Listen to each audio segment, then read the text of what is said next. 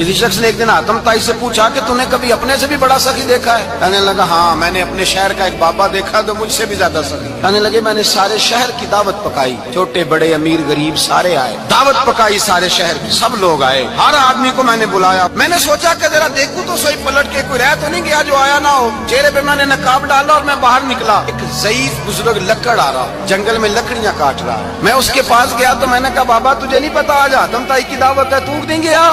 کہنے لگا بیٹا مجھے خبر آئی تھی، اطلاع ملی تھی، پر میں نہیں گیا۔ تو کیوں نہیں گیا؟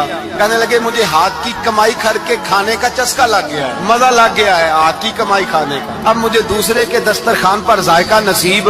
کہتے میں پلٹنے لگا تو بابے نے بلایا، کہنے لگا ادھر آ یار۔ میں گیا تو اس نے 5 آنے نکالے، کہنے لگا آتم تائی کا جو بندہ لنگر پکانے والا ہوا نا، یہ 5 آنے اسے دے دینا، آتم تائی کو ضرورت نہیں میرے پیسوں، تو بڑا امیر آدمی ہے، یہ اس کو دے دینا 5 آنے لنگر والے کو، اور اس کو کہنا بڑے بڑے نیک لوگ آئے ہیں دعوت میں، 5 آنے میرے بھی شامل کر، میرے دیے ہوئے پیسوں سے لقمہ کھا لے گا تو اجر مل جائے گا۔ آتم تائی کہتے ہیں میں نے کھینچ کے نقاب اتارا اور بابے کو کہا یار سینے سے لگ جا، میں تو مالدار ہو کے سخی ہوں، تو غریب ہو کے بڑا سخی ہے۔